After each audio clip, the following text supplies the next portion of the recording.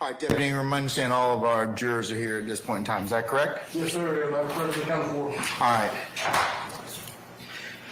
All right, if we could summon our jurors for us, please, and Deputy Ingram, if you would have them, as we talked about earlier, not everybody except the last row. Yes. Okay, all right.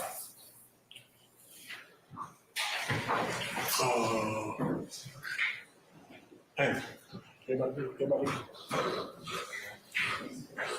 Is everybody here? Everybody present? Mr. Shaw is coming in. All right, well, okay, I'm worried about him right now, okay? But, all right. Hi, neighbor.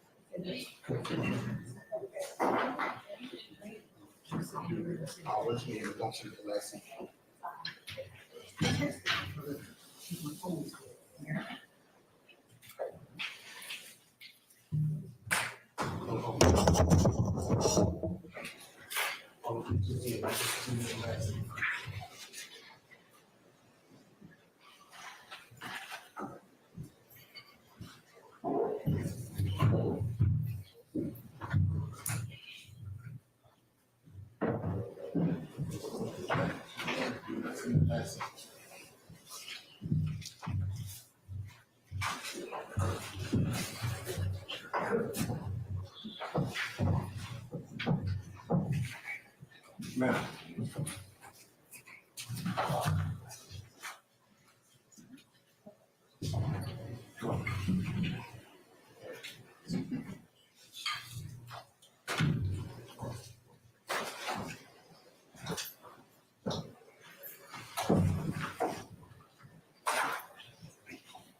All right, our jurors present, count for. All right, ladies and gentlemen, please be seated.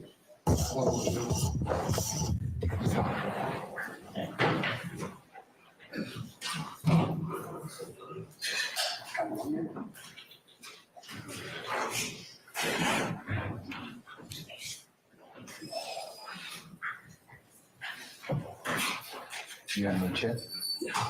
Okay. No chair. No chair. Yeah.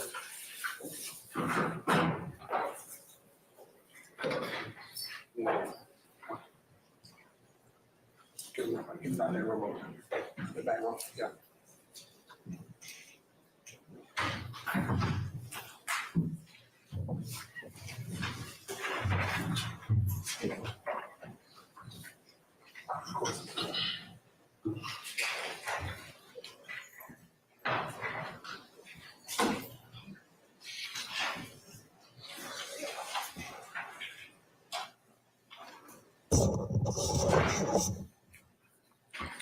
That was coming out. Okay.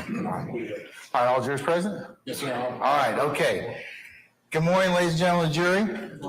Oh, come on, that sounds so lame. Come on, all right, let's try that again. Good morning, ladies and gentlemen. Good morning. Oh, much better, much better.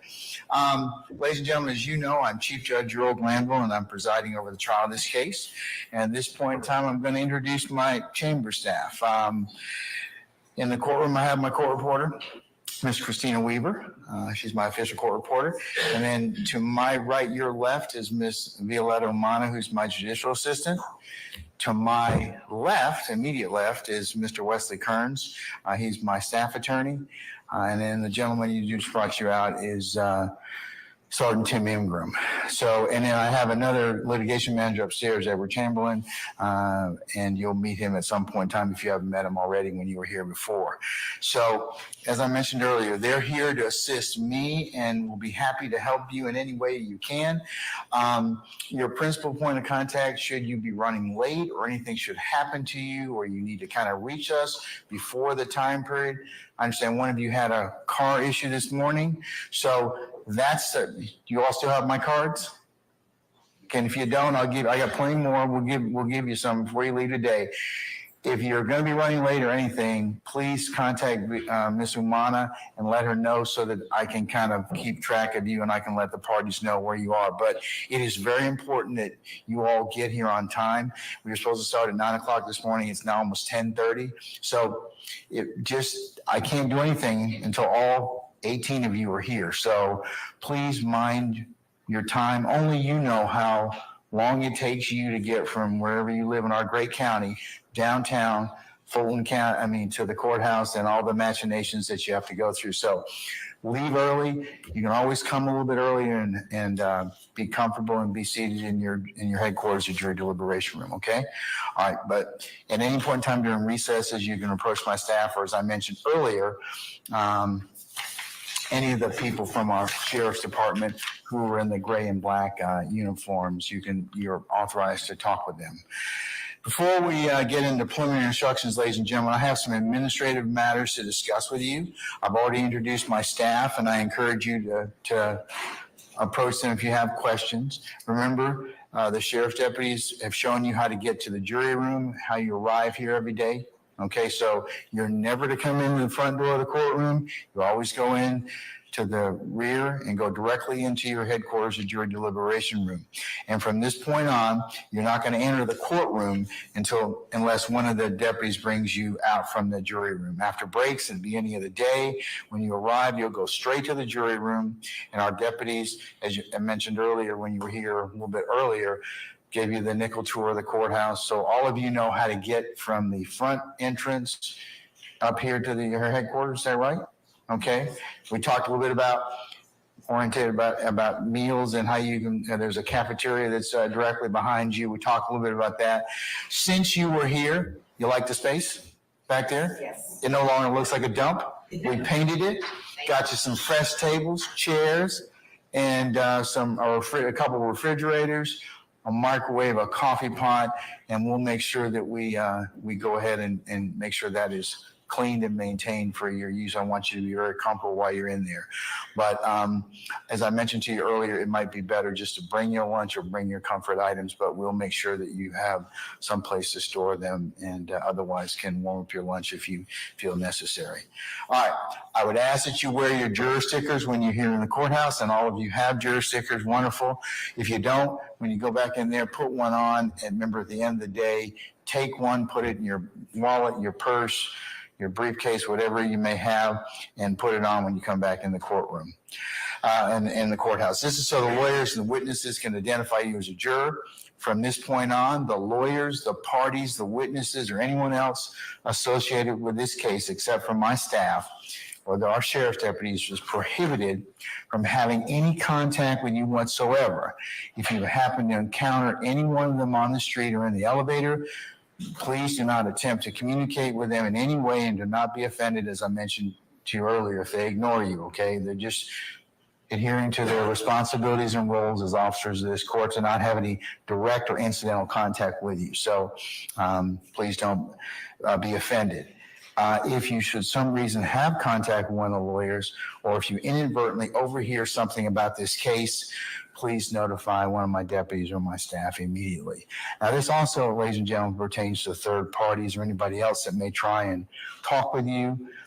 If anybody else, other than the folks I told you about, the lawyers, attempts to talk with you in any way, emails you, texts you, tries to communicate with you when you're going to and from, we need to know about it immediately. Okay, so please tell me if that should happen. We generally hold court from 9 a.m. to about 6 p.m. or thereabouts. We'll take some short comfort breaks as needed throughout the day and a longer break for lunch. And for the sake of your fellow jurors and the parties, As I mentioned earlier, please make every effort to be on time as we cannot begin or continue the case until all 18 of you are present. If something unexpected happens and you absolutely cannot help being late, please call my office and contact Ms. Umana, and she'll let me know and let us know accordingly. All right, ladies and gentlemen, now I'm going to cover some basic principles of criminal law. I'm going to explain my role, your role, and the lawyer's roles. And then finally, I'm going to tell you how the trial will proceed. Since many of you haven't served on a jury before, so this should help you in understanding how a trial proceeds and what is expected of you during the trial. Now, you've been selected and sworn to try the following: the criminal case of the state of Georgia versus Marquavius Huey. The Fulton County Grand Jury has indicted the defendant, Marquavius Huey, with the following offenses, which I'll read to you: conspiracy to violate the Racketeering, Influence, and Corrupt Organizations Act, armed robbery, aggravated assault with a deadly weapon, aggravated assault with a deadly weapon, possession of a firearm during the commission of a felony, possession of a firearm during the commission of a felony, armed robbery, aggravated assault with a deadly weapon, aggravated assault with a deadly weapon, hijacking a motor vehicle in the first degree, possession of a firearm during the commission of a felony, possession of a firearm during the commission of a felony, participation in criminal street gang activity, participation in criminal street gang activity, participation in criminal street gang activity, possession of a weapon by an incarcerated individual, possession of a telecommunication device by an incarcerated individual, and participation in criminal street gang activity. The criminal case of the state of Georgia versus DeMonte Kendrick. The Fulton County Grand Jury has indicted the defendant, DeMonte Kendrick, for the following crimes, which I'll read to you now: conspiracy to violate the Racketeering, Influence, and Corrupt Organizations Act, murder, participation in criminal street gang activity, violation of the Georgia Controlled Substances Act, violation of the Georgia Controlled Substances Act, violation of the Georgia Controlled Substances Act, possession of a firearm in the commission of a felony, possession of a machine gun, and possession of a firearm by a convicted felon previously convicted of felony involving the use or possession of a firearm. The criminal case of the state of Georgia versus Quamarius Nichols. The Fulton County Grand Jury has indicted the defendant, Quamarius Nichols, for the following crimes, which I'll read to you now: conspiracy to violate the Racketeering, Influence, and Corrupt Organizations Act, murder, participation in criminal street gang activity, participation in criminal street gang activity, possession of a firearm by a convicted felon previously convicted of felony involving the use or possession of a firearm, possession of a firearm during the commission of a felony, and possession of a firearm by a convicted felon previously convicted of felony involving the use or possession of a firearm. The criminal case of the state of Georgia versus Rodeus Ryan. The Fulton County Grand Jury has indicted the defendant, Rodeus Ryan, for the following crime, which I will read to you now: conspiracy to violate the Racketeering, Influence, and Corrupt Organizations Act. The criminal case of the state of Georgia versus Shannon Stillwell. The Fulton County Grand Jury has indicted the defendant, Shannon Stillwell, for the following crimes, which I will now read to you: conspiracy to violate the Racketeering, Influence, and Corrupt Organizations Act, murder, participation in criminal street gang activity, participation in criminal street gang activity, possession of a firearm by a convicted felon previously convicted of felony involving the use or possession of a firearm, possession of a firearm during the commission of a felony, and possession of a firearm by a convicted felon previously convicted of felony involving the use or possession of a firearm. The criminal case of the state of Georgia versus Jeffrey Williams.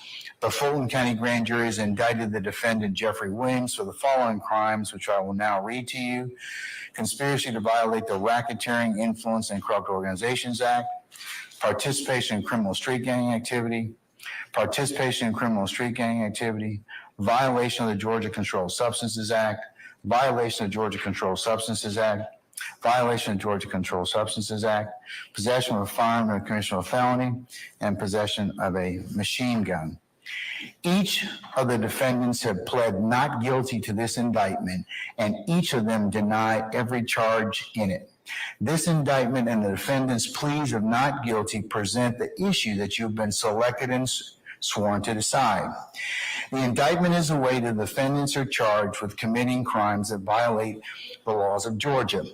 The charges in the indictment and the pleas of not guilty are not evidence of guilt, and you may not conclude the defendants are guilty based on the charges or the not guilty pleas. Each of the defendants is presumed to be innocent until he is individually proven guilty.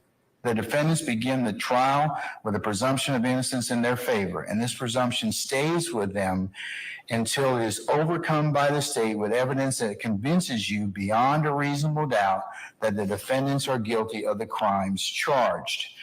You may not convict any one of the defendants of any crime unless each element of the crime is proved beyond a reasonable doubt. The burden of proof is on the state to prove every essential element of the crimes charged in the indictment beyond a reasonable doubt. The defendants have no burden at all, and the burden never shifts to any one of the defendants to prove his innocence. However, the state is not required to prove the guilt of the defendants beyond all doubt or to a mathematical certainty.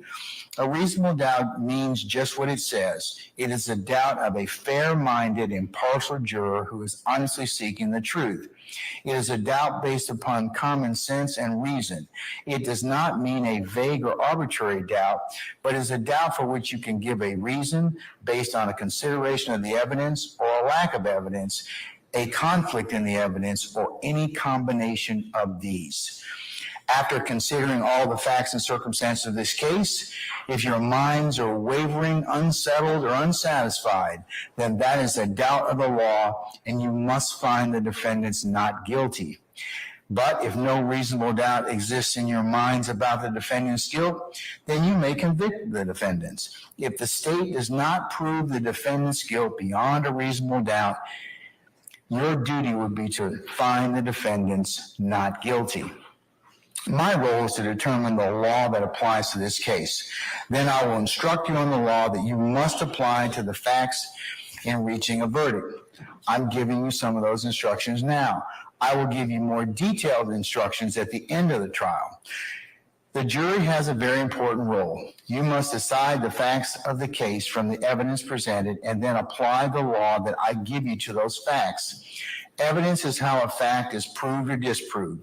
Evidence can be either testimonial or exhibits. Testimony is what you'll hear from people who take the witness stand right here and swear to tell the truth. However, the questions the lawyers ask the witnesses are not evidence. Exhibits are documents, photographs, and other physical items that are admitted during trial. The object of this trial is to discover the truth. During the trial, I will admit evidence according to the rules of evidence.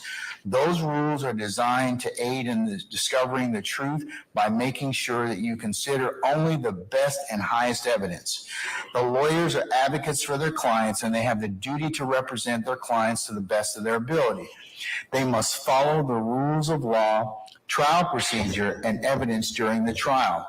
They may make motions or objections if they believe that any rule is not being followed. Remember, what the lawyers say in making or responding to objections is not evidence. I will admit or exclude evidence according to the rules. If the lawyers make an objection and I overrule it, that means the evidence is admitted and you may consider it. On the other hand, if I sustain an objection, this means the evidence is excluded from the trial and you may not consider it. You should consider only that testimony and only those exhibits that are admitted. You should not assume or infer anything about evidence which I have excluded. If you happen to hear or see evidence that I end up excluding from the trial, you must disregard it entirely in your deliberations and in arriving at your verdict. None of my decisions and nothing I say during the trial are evidence. My decisions and remarks do not mean that I favor or lean to one side or another in this case. I am only interested in seeing that this case is fairly tried based upon the laws and Constitution of the state of Georgia and the Constitution of the United States. Sometimes I may have to deal with the lawyer's motions or objections without you being here in the courtroom, and if so, I'll excuse you from the jury room. So what I'll say, ladies and gentlemen, is, ladies and gentlemen, there's a matter we need to take up. If you retire to your headquarters or jury deliberation room, and I'll wait further instruction. That's my most artful way of telling you we need to take up something outside your presence and hearing, okay? I'll try and limit those interruptions, and I ask that you be patient when they do happen. I can't tell you when those will happen, but sometimes they do. So please I'll ask for your patience in advance on that particular matter. So the trial will proceed as follows. First, the attorneys may give what's called opening statements. No attorney is required to make an opening statement. Opening statements are not evidence. They're simply an introduction to the evidence, a preview, or an outline of the expected evidence. The state goes first because they have the burden of proof.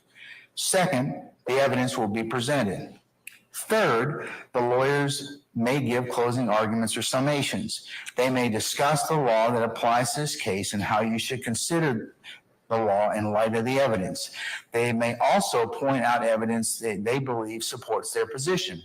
What the lawyers say in closing arguments is not evidence. The goal of a closing argument is to persuade you to decide the case in their favor. Fourth, then I will explain to you the specific law that applies to this case. This is referred to as charging the jury. I will then ask you to go to the jury room, your headquarters, to deliberate and to reach your verdict. It is important that you pay close attention during this trial. If at any time you cannot hear or see any evidence, or you're suffering from any discomfort that distracts you, please inform me or one of my deputies or my team, and we'll do whatever is needed to make sure you can hear and see the evidence and give it your undivided attention. If you need a break at any point in time, please raise your hand or alert one of our deputies.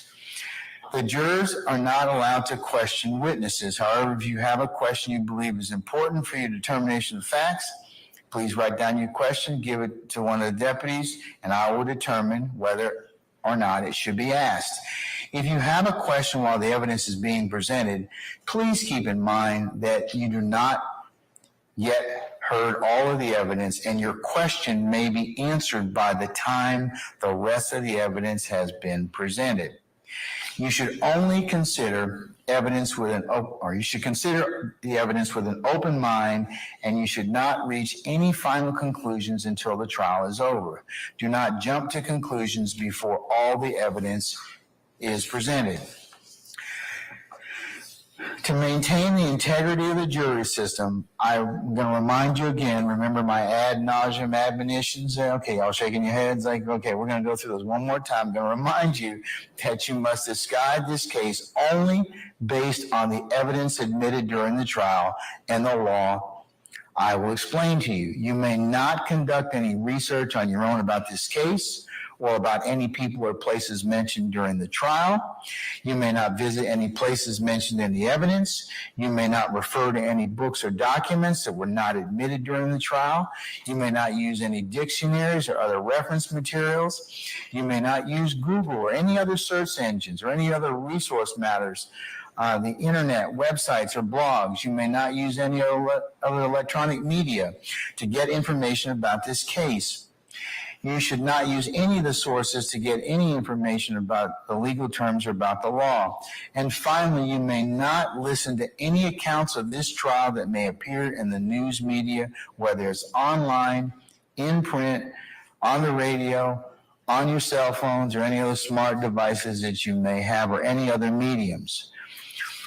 Remember, you are the ones that have been qualified as fair and impartial jurors deciding this case. No other influence should affect your decision. For that reason, as I mentioned earlier, part of my admonitions, you may not discuss this case with anyone, including your family and friends, or let anyone discuss this case with you or around you or in your presence. This includes discussing or sharing information by email, text, blogging, or other form of social media until actual deliberations begin. That is, until after you've heard all the evidence, the lawyer's closing arguments, the law that applies to this case. You must not discuss the case even amongst yourselves in the jury room, during breaks, or elsewhere. Remember I told you, would it be a violation for you to sit back in your headquarters at your deliberation room after we take the first witness and say, hey, what do you think? Is that a violation? Yes. Come on now. We all got to kind of shake our heads. Yes. Would it be a violation for you to be, as you're walking lunch, to recap and discuss the case? Yes. What about you in the bathroom? Yes. That's creepy. Remember I told you about that before? Okay, all right. So we're not going to do that, all right? But what about going to the jury shuttle? Yeah, that'd be a violation as well, okay? What about if you're walking on Wednesdays and Tuesdays? Yes. All right, okay? And how did I tell you you're probably going to get caught if you violate my admonitions? You're going to tell on yourself, that's right. Or somebody's going to tell me that you've been on some particular site or some particular issue. And you ought to be able to learn that. Okay, I'm proud of you. All right. But it's really important, ladies and gentlemen, because remember I told you, fair trial, just trial, lawful trial. So all of these things are really important in terms of the admonitions and how serious we are about you not being only hearing what's in this courtroom and only the cases presented to you. All right? So you've been given pencils and writing utensils and pads for your note-taking and use during this trial. So what I want you to do at this point in time is take and open your pad to the very first page. For those of you that have them, okay. For the rest of you, I'm going to get you a pad. All right.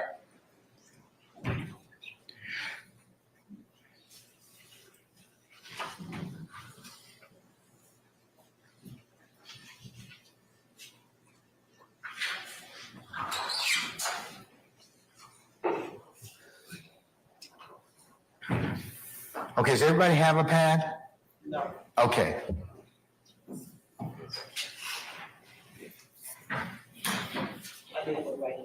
Okay. All right. Who else doesn't have a pad? Do we have enough, or we'll get you one during the break. What I need you to do with all of you that have pads, go ahead and write your name on the very first page.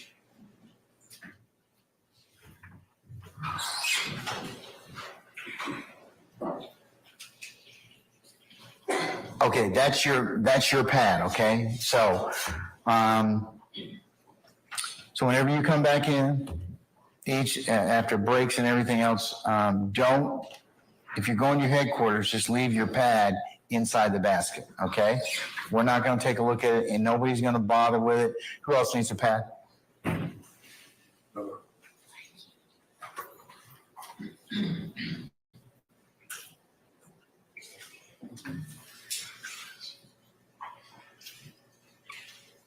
Okay, everybody got a writing utensil? Pen or pen or pencil? Okay, for those of you go ahead and who just got pads, go ahead and write your name on the very first page, inside cover. Just go ahead and write your name on it. And believe me, we have more pads, so if you get, by the time the trial ends, if you need another pad, we'll give you another one, okay? So, but leave them in your headquarters when you have breaks and go outside and for the end of the day. Just put them in there, take another juror sticker out, and that'll be kind of your way to kind of just trade and make sure don't take them home with you. Then the next morning you can find your pad and you can kind of just be prepared to take notes. Okay. So, I'm going to tell you that again, just leave your pads as you have breaks and everything else in your headquarters. And at the end of the day, like I said before, we will secure your notes. That'll probably be Miss Umana's job, and we'll just leave them in the basket, and we put the basket in your location, and then we bring the basket back down. So you all, when you come back tomorrow morning, or whatever morning you come back, you'll have your notepad. All right. Now, but please keep in mind. All right. You may take notes if you wish. If you do take notes, please do not let your note taking distract you from paying full attention to all the evidence and the witnesses. You may not share or discuss your notes with anyone until you start deliberating at the end of the case, and I tell you how you're to begin your deliberative process. Notes are not evidence. They're only memory aids. They are not more important than your own impression or memory of what the evidence may have been. You may consider another juror's notes to refresh your memory. You should only rely on your own memory of the proceedings. Do not be influenced by the notes of other jurors unless their notes help you in determining your own independent memory. You must leave your notes in the jury room except when you are in the courtroom. They will be collected by the court and destroyed at the end after you finish your deliberations. Ladies and gentlemen, you will not get a transcript of any witness testimony, so please remember what they said on the witness stand in a way that works best for you, okay? I'm gonna tell you a couple other administrative, or as I call, administeria. Ladies and gentlemen, I've tried a lot of jury cases, so some of the things I'm gonna say to you are the result of debriefing a lot of other citizens. One of the questions I get on a routine basis is, Judge, what are you doing up here on the bench? All right, so I'm gonna demystify that, and I'm gonna tell you right now. So there won't be any question about what I'm doing, okay? All right. So as I told you earlier, I'm responsible for just about everything that goes on in this courtroom. So on the bench here, I do have a phone and I can make certain phone calls I need to. These devices here, ladies and gentlemen, you're going to see us use them from time to time. They are audio devices that each pair of litigants has on their table to allow them to hear bench conferences, because I may have to take up things out that I told you outside your presence and hearing, but we may not want to put you out of the courtroom. So we may come up here, I cut my microphone off, and everybody using these devices is able to hear the bench conference that I'm having. Will you be able to hear a bench conference? No, that's not for you to hear. So, but these devices allow us to do that. So if you see people putting on these particular devices to talk, such as this, you'll know that that's what's going on, okay? All right, to my left, I do have a computer. I have a couple of different programs that are open that help me do legal research and other things to keep track of what's going on during the trial. And otherwise, I'm taking notes. So if you see me typing, don't assume I'm booking my next vacation. I could probably be doing that, but I'm not. I do take notes and I do, pay attention to what's going on. Of course, I'm very interested in your comfortability, and I monitor everything that's going on here in the courtroom. So that's what I'm doing up here on the bench. All right. One other thing that you might hear behind me is this bell that starts jingling. All right. And if you hear a jingling sound like a bell, please don't think that I'm doing anything creepy up here. All right. I have a service dog behind me. His name is Jack. I think some of you may have seen him already. He lives the best life ever. He's pampered. He's really, and he is a Labrador Retriever. He's about almost 2.5, 3 years old at this point in time. So, but if you hear that bell, that's him moving around. All right. He doesn't bark. He rarely gets interested in what's going on. So he might come up here and look, but that's about it. All right. Don't bring him any food either, okay? All right? He is spoiled rotten. So please don't try and throw any food back here behind me or anything like that. He doesn't need anything else, okay? But if you hear that bell, hear that sound, that's what's going on behind me. And he'll get up when we have breaks and whatever else. So, but that's if you hear the bell, that's Jack. All right.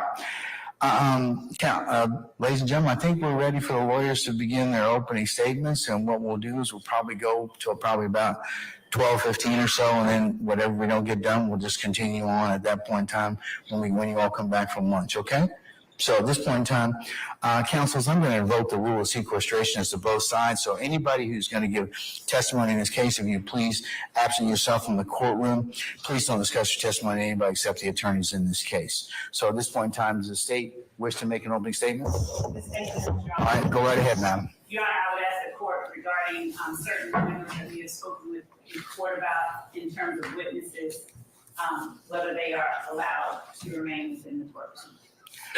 I believe the matter that we discussed, we won't be able to take up till Tuesday. So that person should probably be excluded. That person, if they're going to. But other than that, I think we've covered everybody else. Unless there's an exemption. Do you have an exemption to the sequestration? Your Honor, family members of the victims themselves were the only ones that I was concerned. I'm not, there's no issue about sequestration as it applies to them. Thank you. All right, Excuse me, Judge. I have several objections to the course opening charge. Would you either reserve those or? I'll reserve those. Thank you. Okay? All right. Can I just make sure that all the witnesses are excused? Because I think there's been mixed messages sent by the attorneys, not by the court. Okay, all right, okay. Your Honor, may I please approach the bench? Say again? May I please approach with the state? Yes, Ms. D. Williams.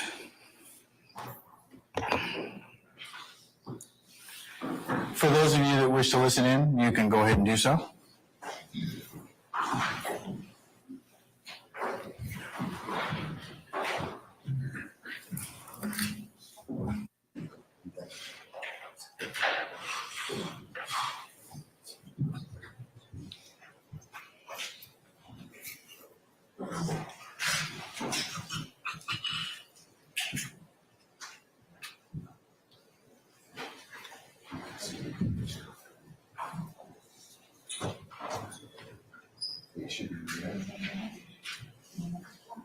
Yes, ma'am. Yeah, they can hear you.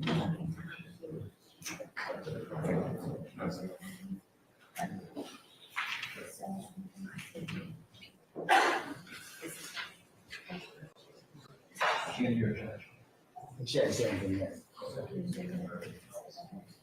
You good? Can you hear us?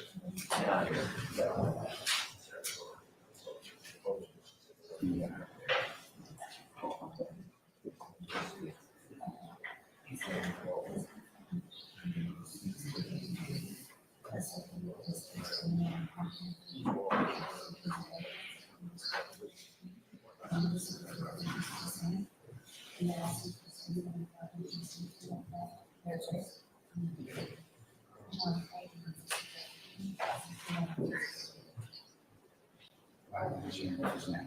We could have taken this up like 45 minutes, an hour ago.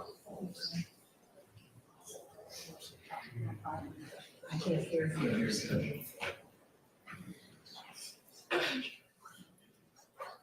That way.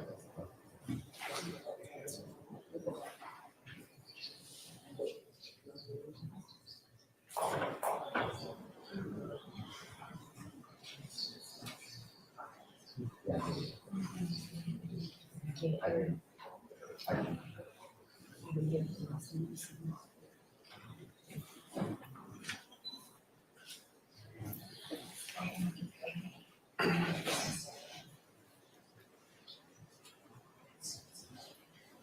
What's that? What's that? What's that?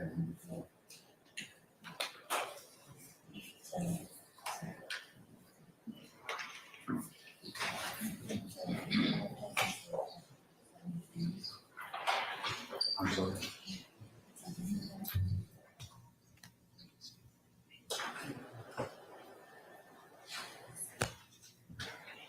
I can't hear you.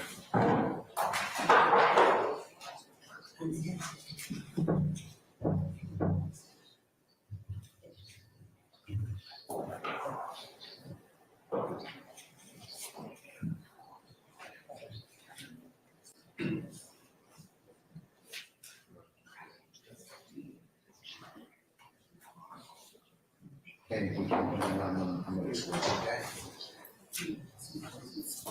Yeah. Okay. I'll exclude that. I'll exclude that in the motion for the time. Okay, all right.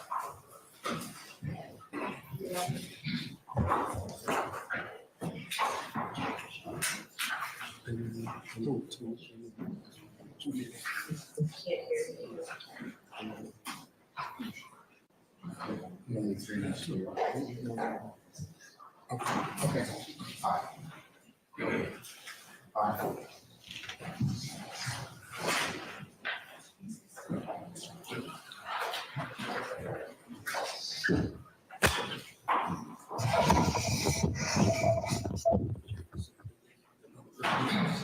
They what? No, they should have just. Everybody gets at least one. Should they be Who? No. No, they're not. They're not on camera, should they?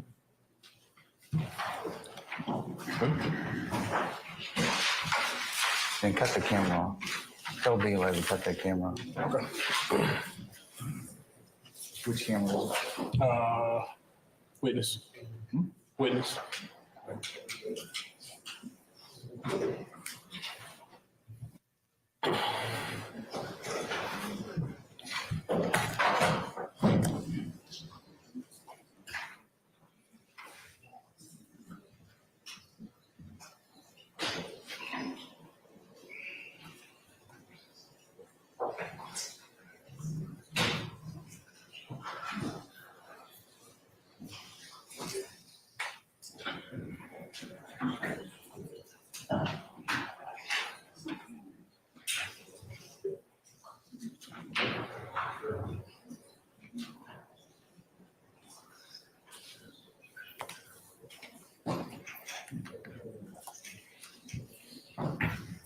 Your Honor, when the court has a moment, can we approach again with Ms. D. Williams?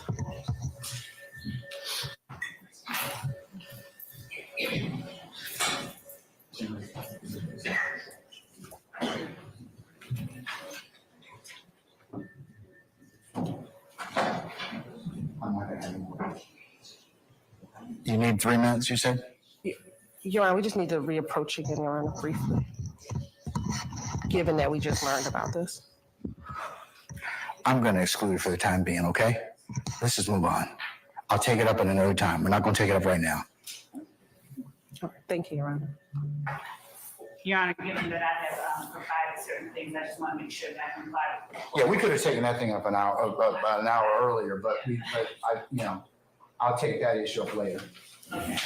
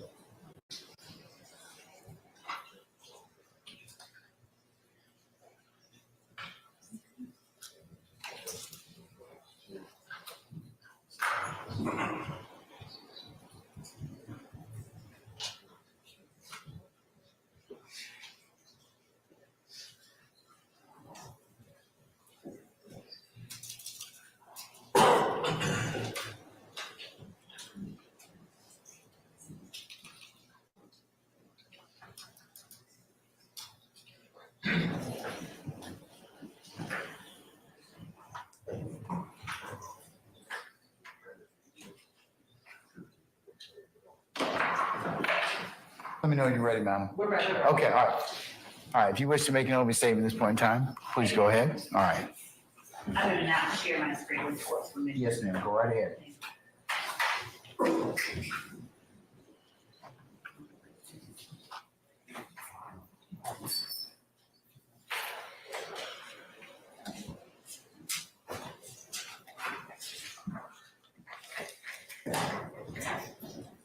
Now, this is the law of the jungle, as old and as true as the sky.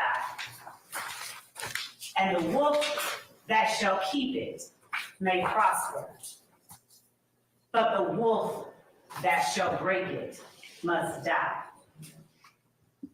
As the creeper that girdles the tree trunk, the law running forward and back. For the strength of the pack is the wolf, and the strength of the wolf is the pack.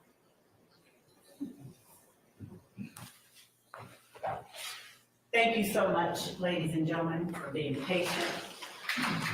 Thank you so much for being honest during this very lengthy process that preceded this point here today during the voir dire process. I appreciate you all being here, exercising your civic duty, and honoring your obligation to pay close attention to what's going on in this courtroom for the next several, however many weeks. Some people like to say that opening statements are a roadmap to what the trial will show. Instead, I'm going to give you an overview, a bird's eye view, because you're going to be sitting here with evidence for the next several weeks at least. And you will be able to see what that evidence is. Nothing that I say to you during this part of the trial, and nothing any other attorney says to you during this part of the trial is evidence. But I can tell you what I expect the evidence to show. And what I expect the evidence to show in this case is that YSL, the group made up of the defendants sitting before you today, along with other both indicted and unindicted co-conspirators, YSL operated as a pack. The quote that I read to you earlier is from one of my favorite books as a kid, The Jungle Book. In case anybody recognized it, those were Rudyard Kipling's words and not mine. But they are appropriate for where we are today. For 10 years and counting, the group calling itself Young Slimelight dominated the Cleveland Avenue community of Fulton County. They created a crater in the middle of Fulton County's Cleveland Avenue community that sucked in the youth, the innocence, and even the lives of some of its youngest members. Now, the evidence is going to show that this group started out as a group called Rock Crew. And Rock Crew stands for Raised on Cleveland. The evidence is going to show you that Rock Crew, in fact, is a criminal street gang. It's not the kind y'all are used to. If you're more familiar with the national gangs, such as the Bloods and the Crips that operate in LA or in Chicago. But make no mistake about it, Rock Crew is and was a gang. It consisted of 3 or more members with common identifiers, signs, colors, linguistic choices that committed crimes on behalf of and in furtherance of Rock Crew itself. That particular organization aligned itself under an umbrella of a larger, more traditional street gang called Sex, Money, Murder, Bloods. they adopted the nomenclature. They would do things like replace C's in words with the letter B, because traditionally Crips and Bloods were not aligned with one another. So Cleveland Avenue became Believeland. Some of you may have indicated during voir dire you've heard or are familiar with the Cleveland Avenue area. Maybe you've even heard of Cleveland Avenue Day. The evidence will show that this is where that comes from. The evidence will also show that sometime in 2012 or thereabouts, an internal rift or divide occurred among the members of Rock Crew. Now, the defendant, Jeffrey Williams, seated back there yawning right now, he was an original member of Rock Crew. And the kind of crimes that Rock Crew did consisted of smash and grab burglaries, stealing ATM machines, things of that nature. When Rock Crew split up, YSL, or Young Slime Life, was formed. And the defendant, Jeffrey Williams, was its proclaimed leader. Young Slime Life came about and consisted of 3 or more people when it began.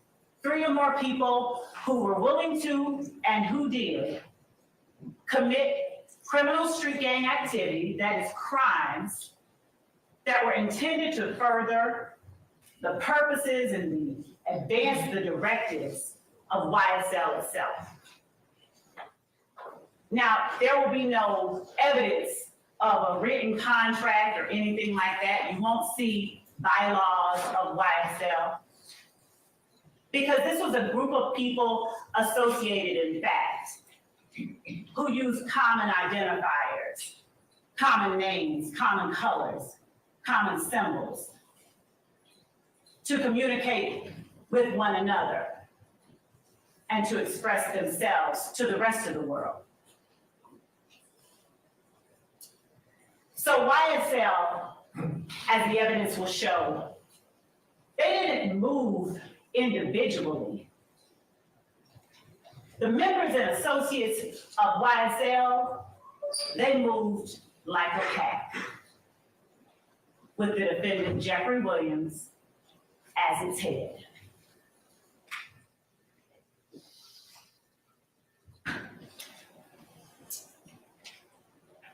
You'll hear from witnesses, both law enforcement and lay witnesses, who personally experienced and who personally witnessed the activities, the crimes that were committed. You will hear from law enforcement officers like Kimberly Underwood and Tyrone Dennis, whose main goal wasn't to go out in the streets and lock up people who looked like them. It was actually to touch souls in the streets, to touch young people, and to alert them of the dangers and the drawbacks of becoming a part of and becoming involved in gangs like YSL and Rock Crew. You'll hear about conversations with educators. You'll hear from members and associates of the gang itself. Now, as to how those members and associates will respond or act once they're actually in court and on the stand, that's something that I am truthfully not able to predict to you fully. But the court has given you instructions on determining and judging the credibility of the witnesses. And I trust that all of you will in fact follow those instructions. The evidence will show that YSL checked all of the boxes for being a criminal street gang. As I stated earlier, they are 3 or more people associated in fact. Their members commit crimes on behalf of the gang. They commit crimes such as armed robbery, hijacking, motor vehicle theft, theft by receiving, stolen firearms, so many stolen firearms, possession of a machine gun, and narcotics sales. And last but certainly not least, murder. What you will not hear any evidence of is that the defendants were not involved in a criminal street gang.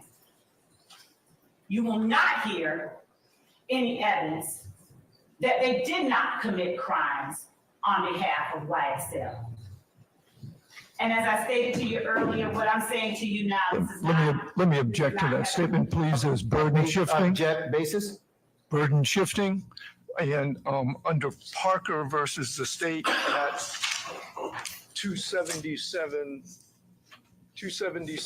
Why don't we take that up and 39. I'll note your objection. I'm sustaining the objection. Why don't you rephrase, madam?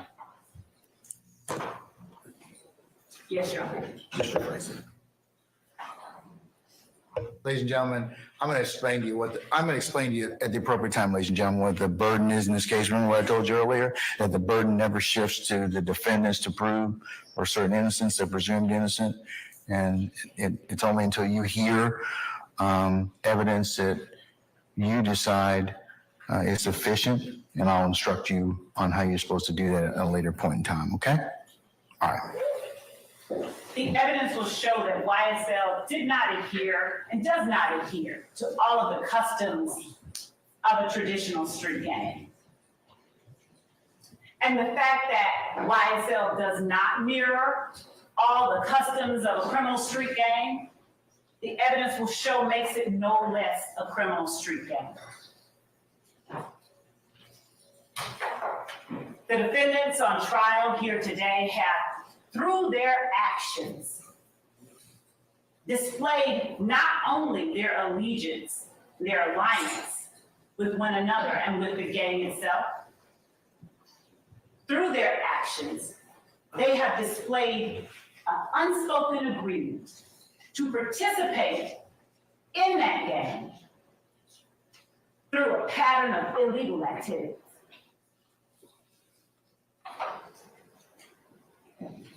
And again, the head of this gang is seated in this courtroom too. The last paragraph of that poem that I read or spoke to you earlier goes as follows. Because of his age and his cunning, because of his gripe. This is argument. This is not What's your objection, Mr. Harvey? that it's argument. Okay, Mr. Harvey, hold on. Madam, it is argument at this point in time, so I'll sustain the objection, okay? Yes, Your Honor. All right. The evidence will show that these defendants, that the members and associates of YSL, they knew who their leader was, and they knew the repercussions of not obeying their leader. You will hear evidence that when members and associates of YSL got in trouble, got locked up, the first person they called was either this defendant or one of his family members. Now, they didn't call him directly because he knew and they knew that he needed to have distance between himself and the crimes members and associates of YSL were committing on behalf of the gang. So they would reach out to his sister and have his sister reach out to somebody else and eventually get back to King's Line, as they call him. You will hear evidence that members of YSL committed armed robberies. You'll hear evidence that to slime someone is to do them dirty, and that sometimes members of YSL committed crimes against other family members of their fellow gang members. You'll hear evidence that when one of the associates or members of YSL did something to what Jeffrey Williams had perhaps considered a friend, they were threatened with their very life. Tell them to get that stuff back or they will be killed. You'll hear evidence that YSL, they had opposition within the city of Atlanta and Fulton County. That there were other gangs that were at various points in time at odds and even at war with YSL.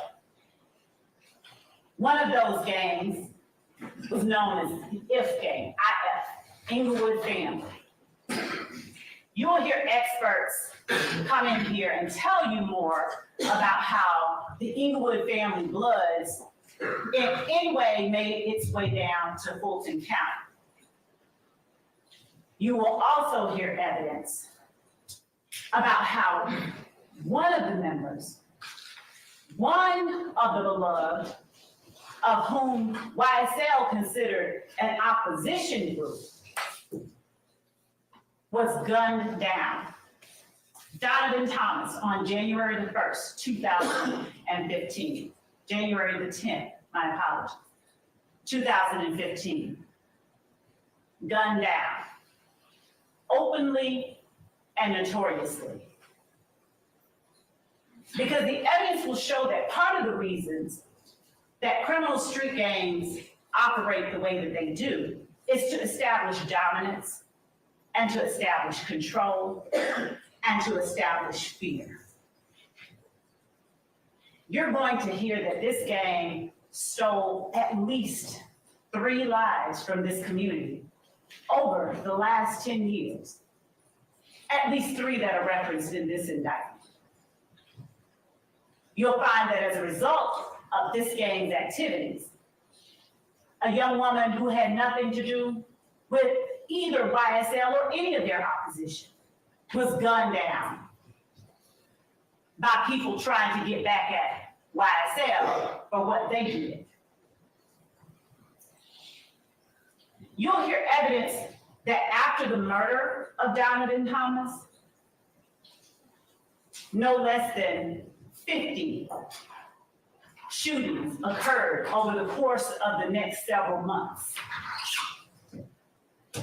You'll hear evidence that hundreds of bullets were fired into cars, into homes, and into people as a result of the rift young Limelight had with other people in the community.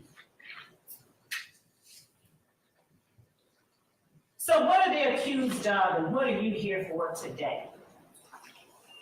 The judge read the 4-hour-long indictment to you 12 months ago. He didn't read it to you again today, but he generally gave you what each defendant is being charged with and what the state has the burden of proving beyond a reasonable doubt as it relates to each defendant. But just to broadly touch on those, the crimes that the state will be proving to you over the next several weeks include conspiracy to violate the Racketeer Influence and Corrupt Organizations Act. That is an absolute mouthful. So we'll just say RICO. There's no substantive allegation of RICO violations here. And by that I mean there's a difference. Here the state is alleging that these defendants, they had an agreement, unspoken, but no less an agreement to obtain property, things of value, cell phones, cars, stolen guns, through a pattern of illegal activity. The evidence will show that it's sort of like if 2 people said, okay, you know what, we're gonna go toilet paper our dean of admissions house. And they sat there thinking and talking about it, and someone overheard them and went and reported them to the police. And the police came and said, okay, I'm gonna arrest you all for conspiracy, for planning to go and do this. The evidence will show that it's not enough that they were planning to do it. Somebody has to do at least one thing in order for those two people to be found guilty of conspiracy. So say one of you goes and says, let me go get the toilet paper now. Then y'all are in trouble. That's what we have here, and that's what the evidence is going to show. There was an agreement among the members of YSL to obtain property and things of value through a pattern of illegal activity. And it is their actions over the course of the last 10 years. It did not stop, by the way, in 2015. It didn't stop at all. It continued up through and even into 2023, after this case was indicted, as the evidence will show. But their actions are what the state will be looking to you to evaluate and determine. Does this action show that they are agreeing to participate in this organization, this enterprise, through racketeering activity? You'll see evidence, as I stated, of not just drug sales, trap houses, drug houses, whole houses out of which drug sales were conducted, where they held long-arm guns by the door, where they stood ready to act on command if either one of their number called.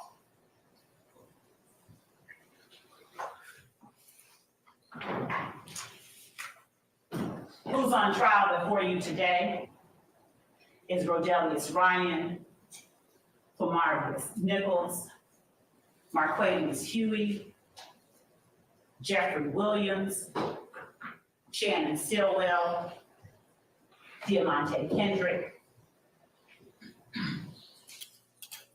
And their actions during the dates that are listed in this indictment are what we are asking that you pay close attention to and you evaluate.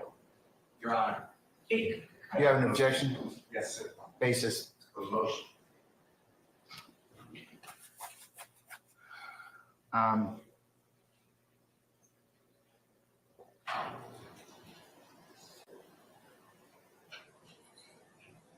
right. Ladies and gentlemen, this is one of our breaks. I'm going to need to probably ask you to retire to your headquarters at your deliberation room, and we'll call you back in just a minute, okay, when we finish up our business, all right?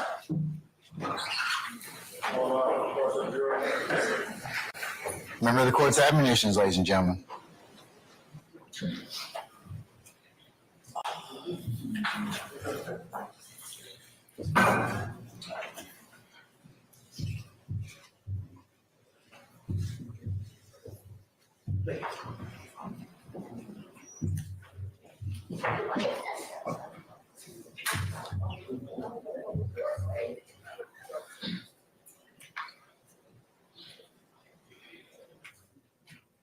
All right, please be seated. Our jury has left us.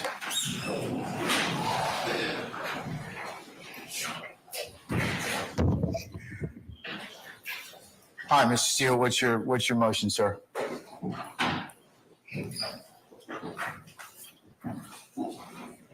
Good morning again, Your Honor. Your Honor, last week, 2 weeks, 3 weeks ago, you ordered the parties to share all of their displays in opening statement to the others so we don't have to have these interruptions. I did that. The state shared with me 4 attachments. That's all they had. That's what I got. What you just saw on your screen, if you don't remember, I'll ask the state to put it up and I asked for it to be marked as exhibit, is what you already excluded. It states that Mr. Ryan was convicted of murder and I represent the co-defendant who's not on trial on the appeal. How did that not get sent to me so I could bring it to this honorable court's attention? 1. And 2, how do we just violate court orders? So yes, I have a serious motion for a mistrial because it's intentional misconduct. That's my motion. All right. And I'd like the screenshot to be captured for Mr. Weaver to put in the record. I'll admit it is next court exhibit in order of the state's presentation anyway. So, all right. So that'll be court one for purposes of the trial. So, Ms. Love, what's your response to Mr. Steele's assertion about Mr. Ryan? As it relates to Mr. Ryan and the exhibits that the state intended to play and to display for the jury, I sent to Mr. Steele and everyone else the pictures and the photographs that I expected to use. As it relates to the slide to which Mr. Steele is now referring regarding his representation on appeal, I'm not certain if the objection goes to the fact that there was the conviction, because that's part of the indictment and that's part of the evidence that the state expects will show, or if it's as to his objection about the fact that he represents Mr. Ryan or Mr. Blaylock on appeal. Don't represent Mr. Ryan. Mr. Blaylock, then. Excuse me. I would never said this, ever. That's it. Okay, what's your objection based upon, Mr. Steele? Objection based upon, I argued this before this honorable court. You argued the prosecution that before they ever mentioned my name, you granted this motion. That I did. You brought him up to this honorable court, outside the presence of everybody. We're an opening statement. I am lied to. I am saying that. I am lied to. Or if anyone else got that exhibit, I did not get that exhibit. And I see everyone says shaking no. And now it goes against the court's order. We are bound, duty bound, to follow some of the court's order. I'm going to join in the objection on behalf of Mr. Steele. Let me see I can put it back up, Yes, Judge. ma'am.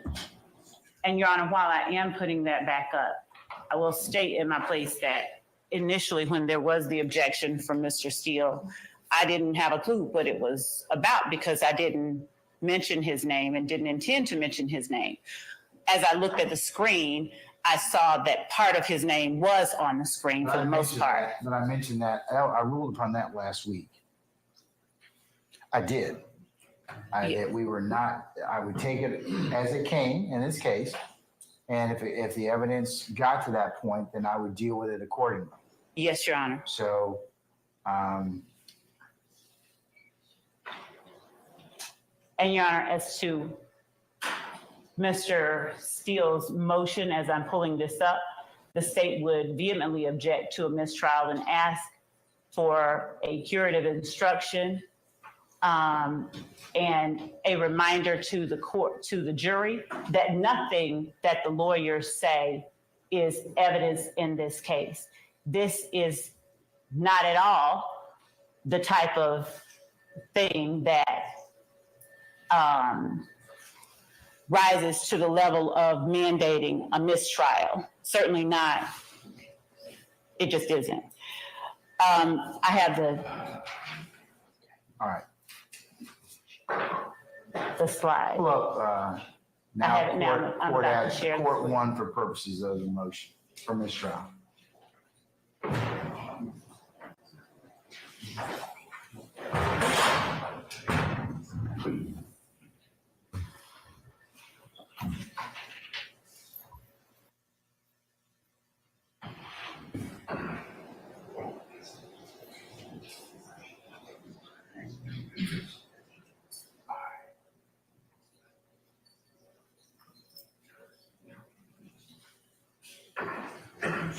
All right.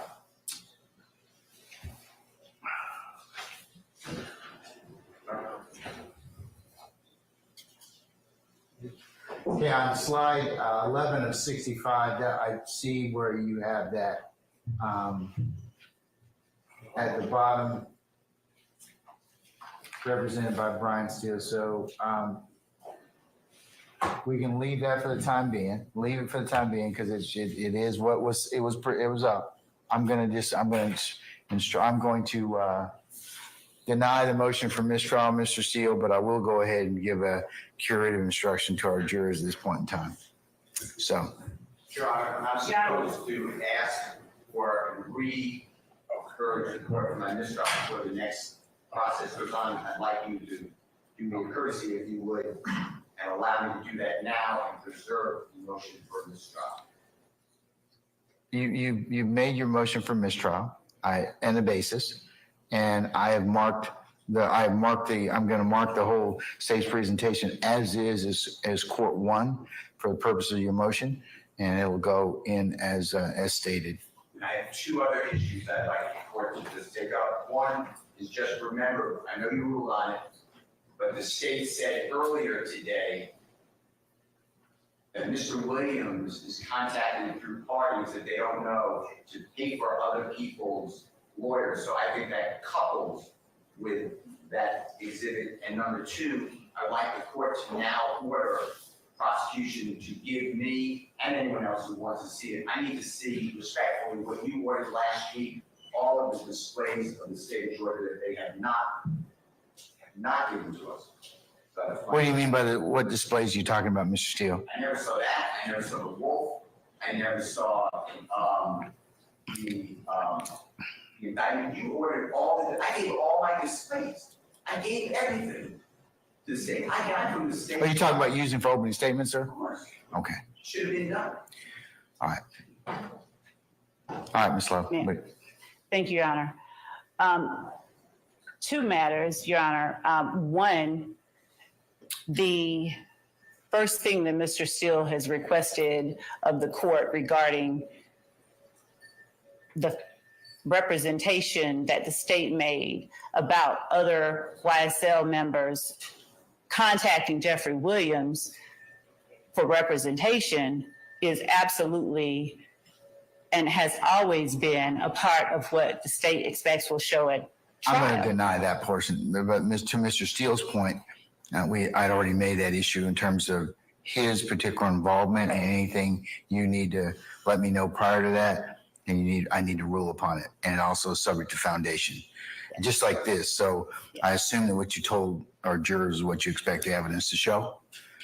Yes. Yes, All right, definitely. so I'm gonna overrule that part of his objection. What about the last thing you mentioned? And Your Honor, as to the court's directive that we turn over anything or any exhibits or photographs, that was my understanding of the court's directive, that we expect to show an opening statement. As a matter of course, I can again reiterate the fact that it was an inadvertent omission to leave Mr. Steele, at least part of his name on here. I got that, but he's talking about, is there anything else you're gonna use in open you haven't shown to defense counsel? I He's don't telling mind us, sharing. well, I said that, I told you to do that a week ago. Your Honor, Because here's what I told you was gonna happen. I've got a jury that's out right now that's being interrupted. And Mr. Williams, you should have made your motion or should have told me about that an hour ago or when you found out about it. Not hijack me at the bench about that. You did what you had to do, but I'm not happy about that. I'm not happy about any of this. Because this is stuff we could take care of before our jury comes in. And that makes you all, lessen your ability as advocates and lessen our ability for this jury to go ahead and get this case seamlessly. This is what I told you all was going to happen. So have you given them everything you're going to show them during opening statement? Your Honor, I haven't given them all of the word slides. I did give to them what Mr. Williams objected to. I had given that to them previously. I will give them or share with them the things that have been added as of this evening. And can you do that over the next 5 minutes? I sure can. Deputy Ingram, Ingram, can you find out if our jurors are ready? Are they ready? Are they still using the restroom? I'll send that to them right now as we're waiting. Your Honor, we have a few. Your Honor, Jay Apt on behalf of Mr. Kendrick, can we have 5 or 10 minutes to review whatever Ms. Love is going to send us? You can take a comfort break and I'll come back at 10 of 12.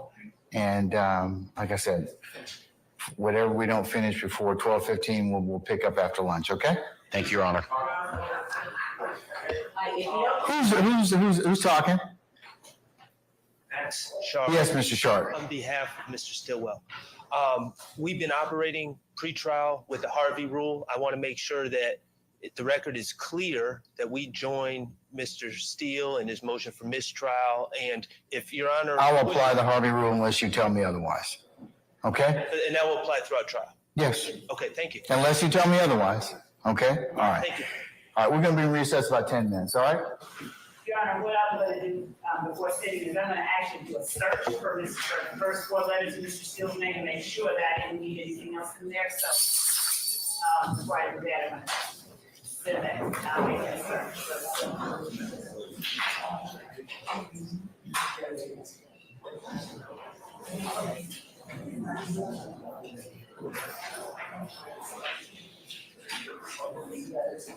search.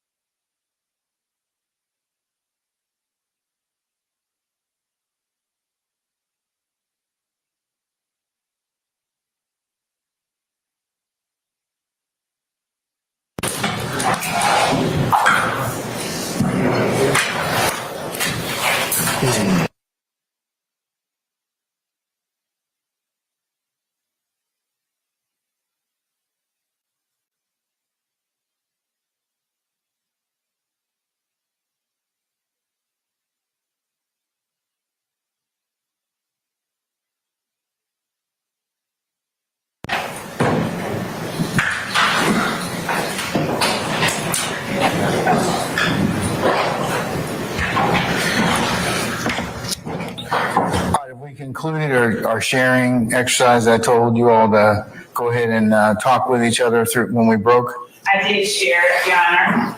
All right. If I may, Your Honor. Yes, ma'am.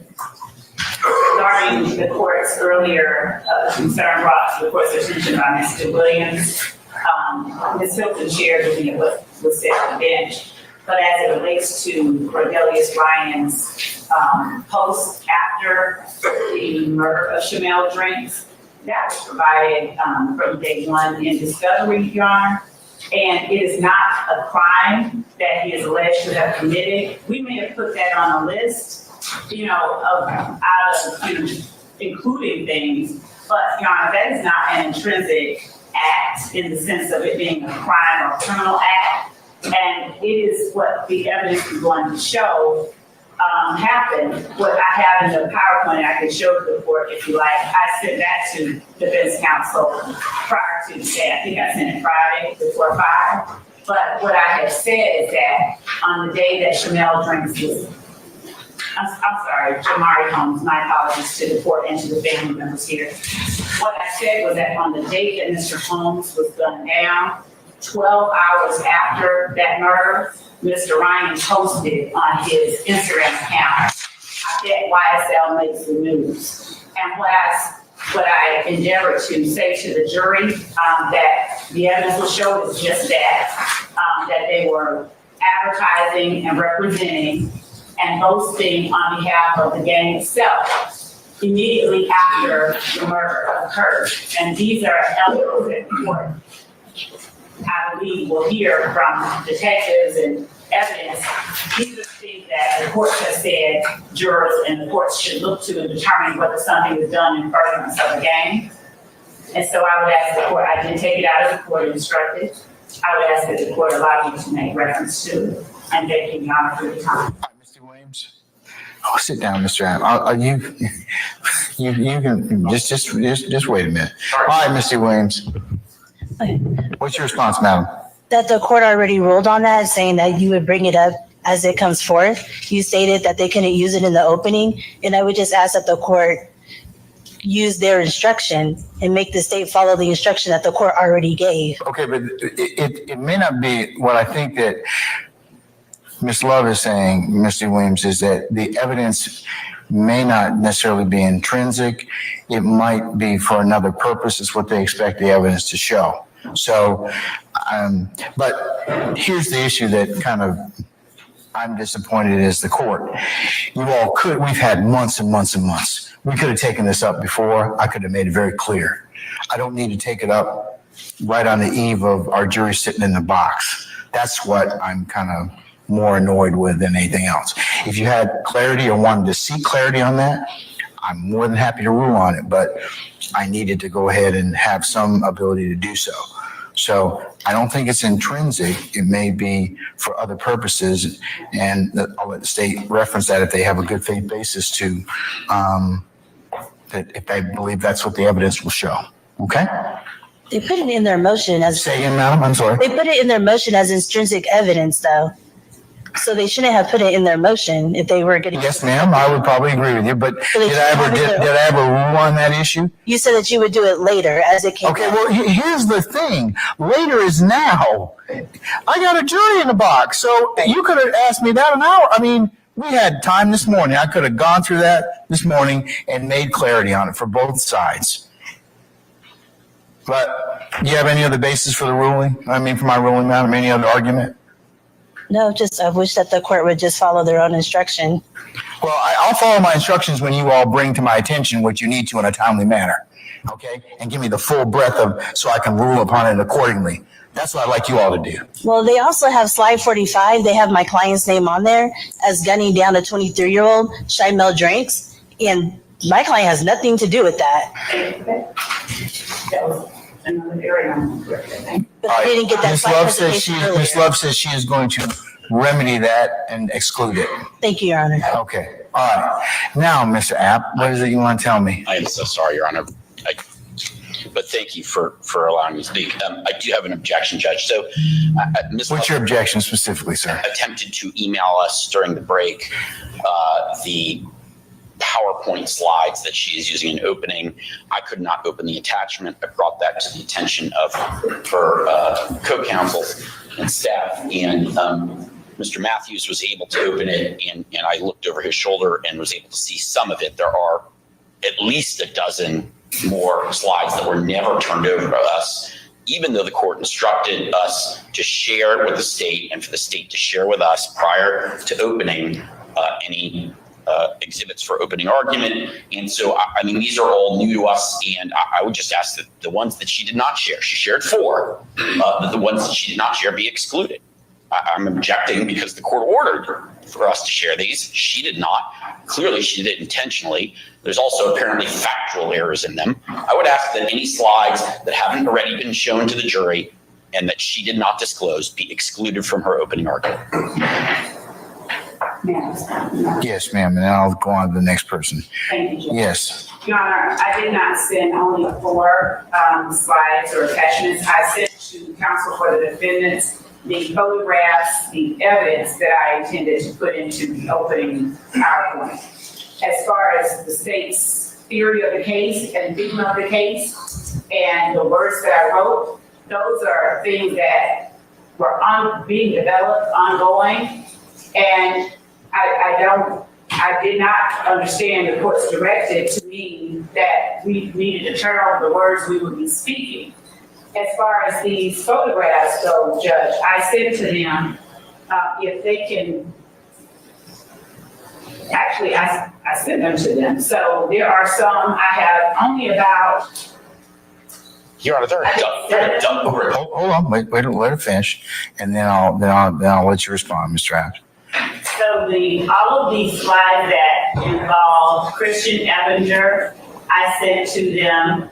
And other than the slides involving Christian Ebinger, there is a slide of the vehicle that Donovan Thomas drove on the day he was gunned down. It's the back of the vehicle with the placards of showing the bullet defects.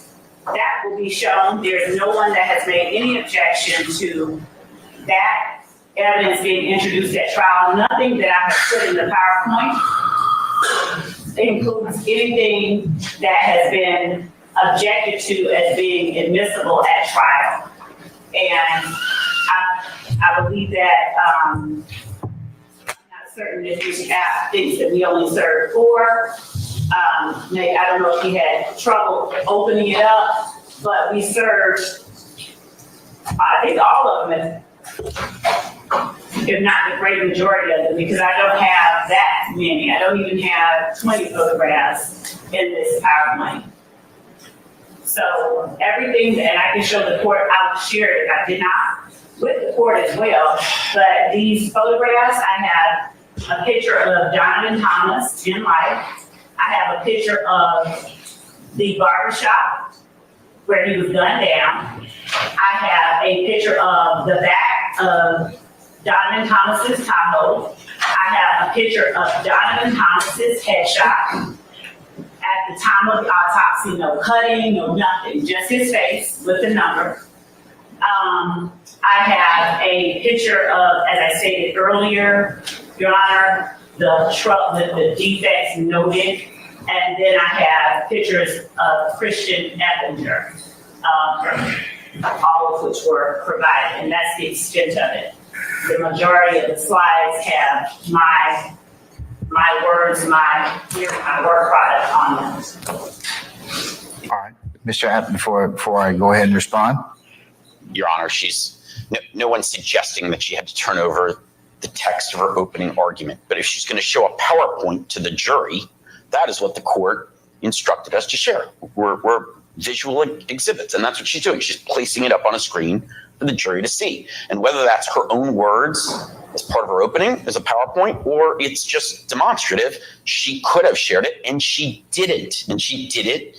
And she's suggesting now to the court as a work in progress that she hasn't worked on her opening statement until this past weekend. I don't believe that. I think if that's the case, then she's just lying to the court. But if that's not the case, and she didn't mean to mislead the court just now, then she could have and should have shared those PowerPoints. As to the photographs, those also could have been shared with prior to opening. If there's, no one's suggesting they're not admissible at trial. If they're admissible, she can admit them at trial. But to show them to the jury now is part of our opening that violates this court's order that we were supposed to share our exhibits for opening prior to trial, which she did not do. So I think they should be excluded from the opening.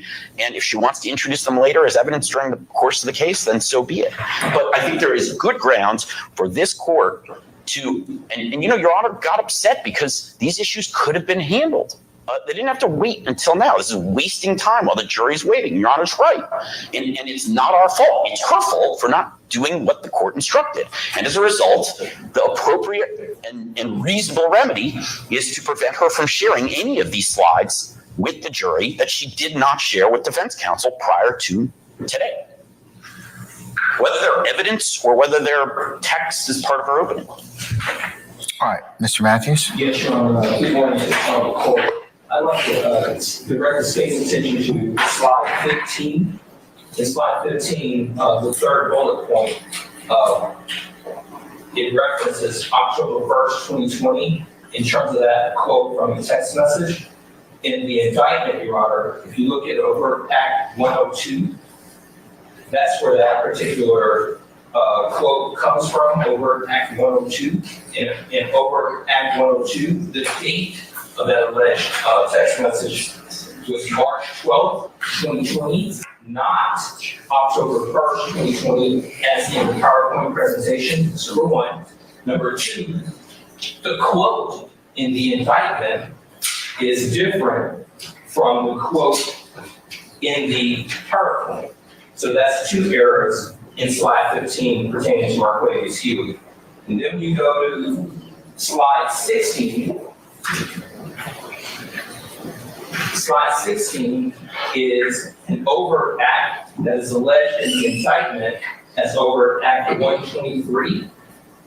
In the state's opening presentation, the date they have is October 1, 2020.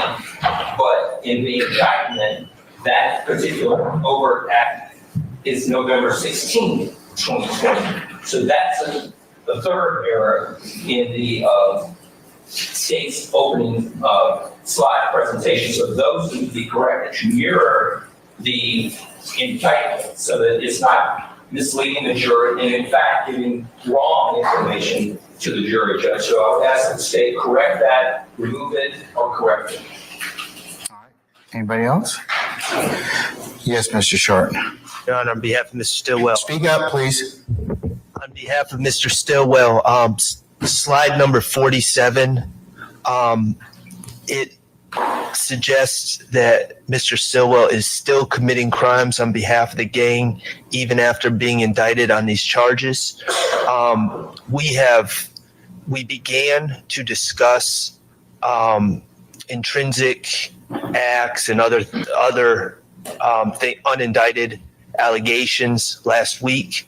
But we did not get through it. And my understanding was that anything that you had not ruled upon, we were not supposed to reference or discuss in opening statements. So those are clear references to unindicted charges that we did not get a ruling on its admissibility yet. And I would ask that that just be taken out of the presentation and no mention be made of those. Anybody else? Yes, Mr. Steele. Thank you, sir. If you would look at also number, I'm looking at it now, 48, 49, 53, 54, 55. That's your prerogative. That's within your zone. That's law. Would the court allow Mr. Steele to repeat those slide numbers? Because what I think that he's referring to is something that I placed in here that the court said during its preliminary instructions to the jury. And it was regarding the court, as a matter of fact, it was the last thing that the court said. And all that I did was put on the slide, judge's bar.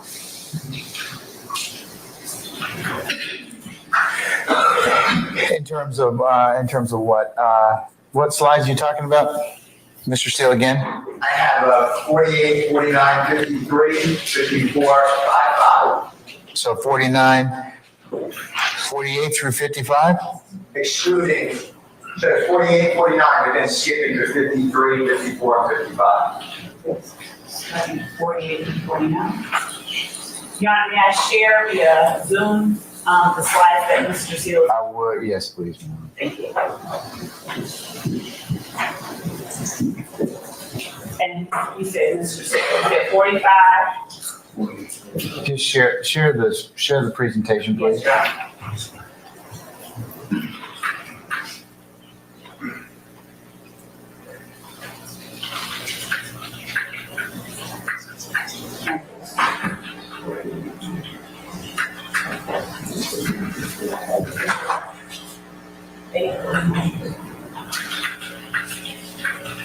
Okay, so Your Honor, I'm showing on the screen slide 48, which is the last thing that the court. Take notes. Yes, Your Honor. All right. And 49.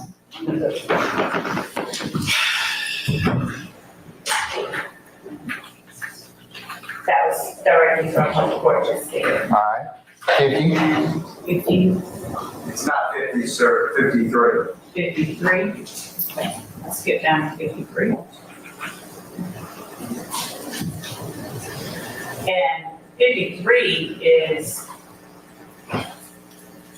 what I expect the evidence is going to show. So I want to, in speaking to the jurors regarding the witnesses and the instructions that the court has given them, I'm going to say to them, some of them, as I've already alluded to, some of them may not be wanting to speak. Some of them, you're going to see evidence that some of them are afraid, some of them are embarrassed, some of them are intimidated, some of them don't remember, some of them don't want to remember. That's simply what the evidence will show.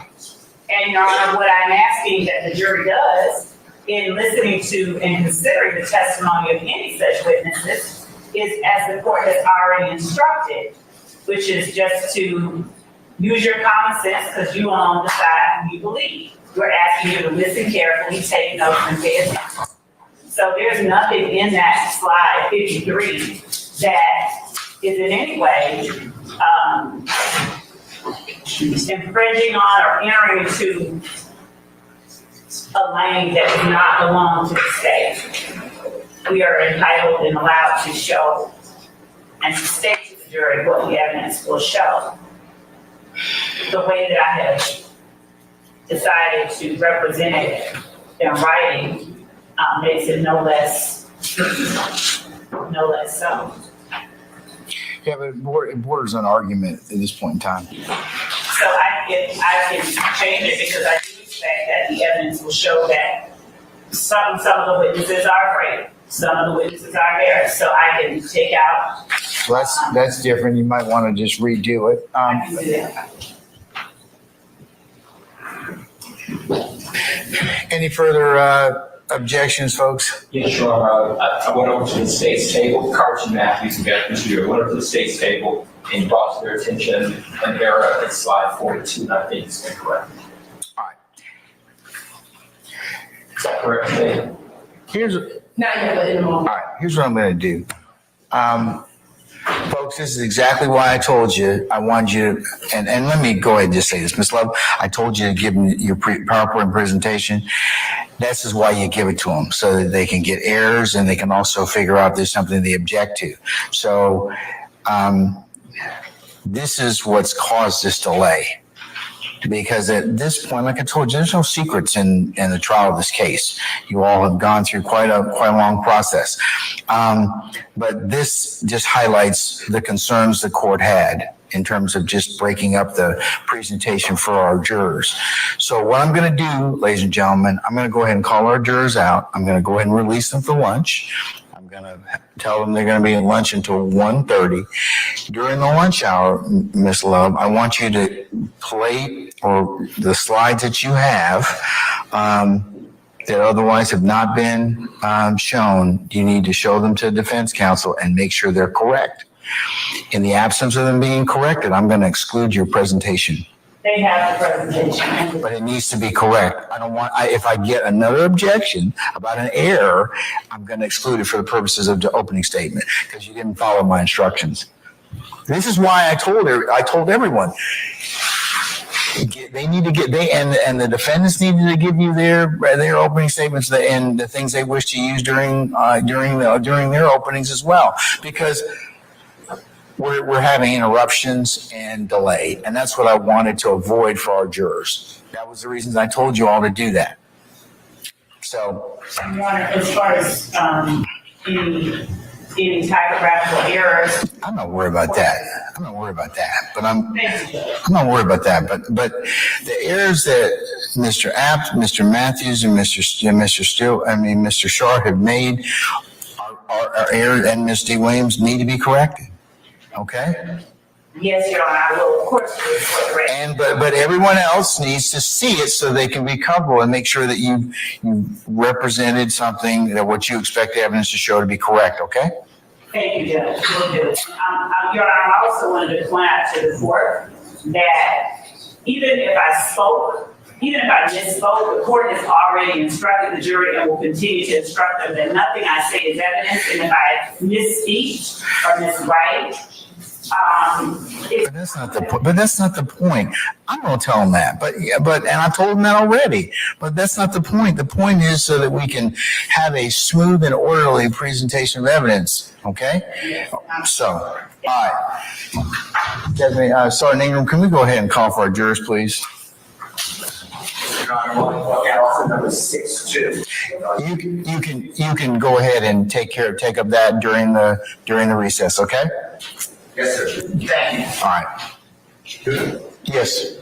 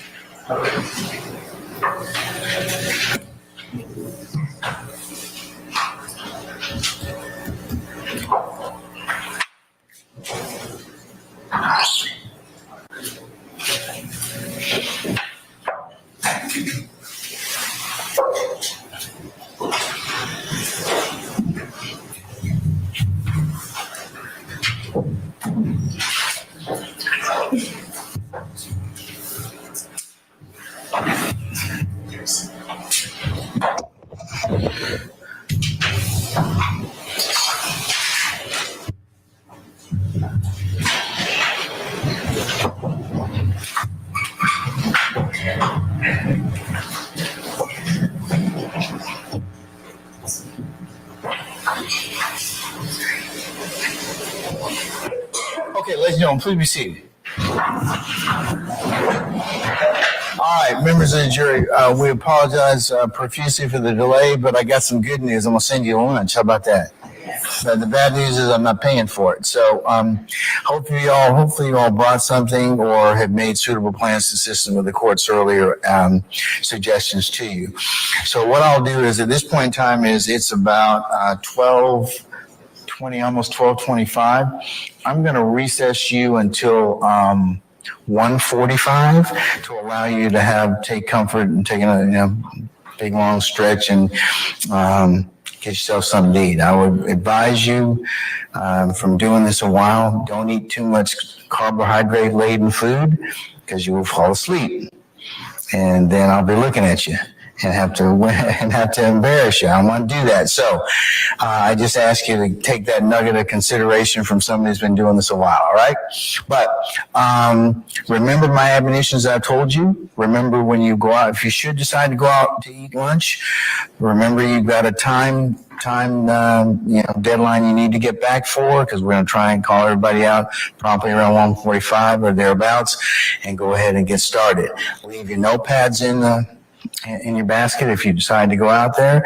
And remember all the admonitions that I've given you thus far. They apply to you and continue to apply to you. All right, so unless you have any other inquiry of me, ladies and gentlemen, I'm going to bid you a good lunch, and we'll see you back at 1:45, okay? All right, all rise for the jury.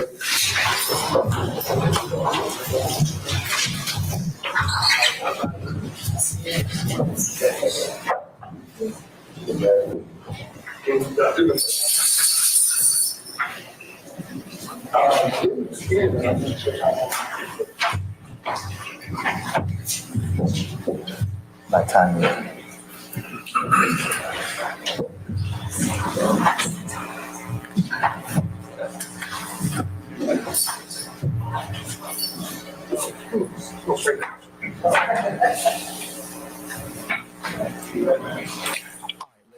Please be seated. Our jury has left us. All right. So, ladies and gentlemen, consistent with my earlier directions, go ahead and take a look at that, make those corrections, and I'll see everybody back for 1:45, and we'll go ahead and continue with opening statements at that point in time. Okay. All right. We're in recess.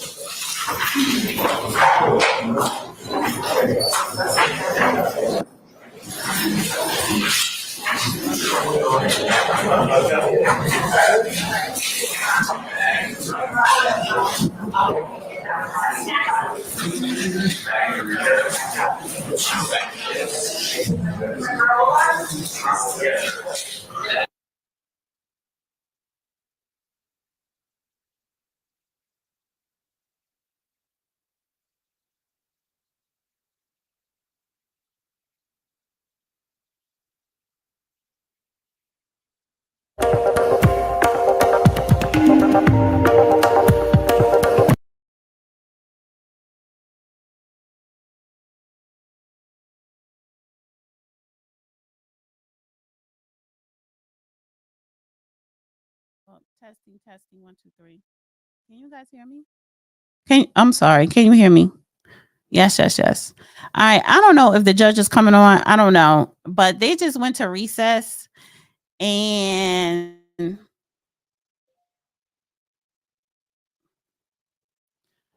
I can see right now with the part. This judge is irritated. Okay, thanks. You can hear me. This judge is irritated.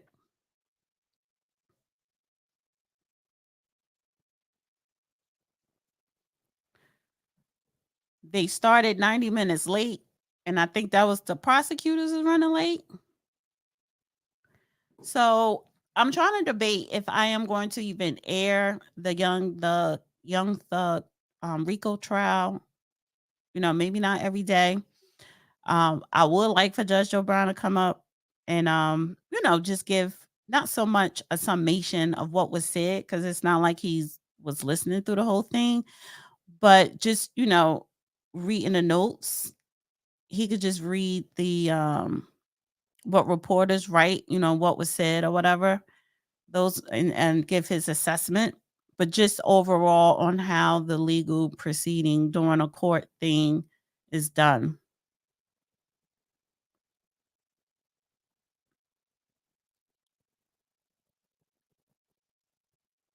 But yeah. So they're at lunch, and I think they said they're going to come back at 1:30. They probably don't resume until 2. So I may just end this stream now and come back up when they resume back. I don't know. Because I don't think I want to just have this live stream up throughout the whole lunch period, because they're not going to come back exactly at 1:30. Because I think he said the jurors could go to lunch till 1:30.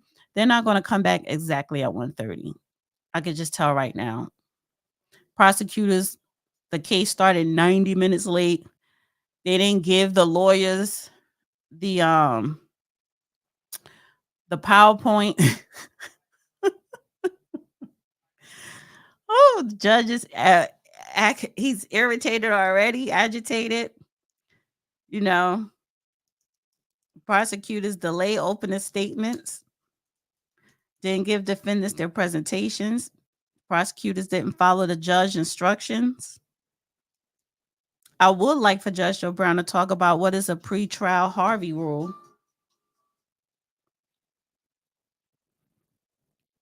One of the lawyers asked for a mistrial. So yeah, it's interesting. So I think I'm gonna close this out, and I'll come back live once the judge is available to hop on. All right, guys. Thanks. Bye.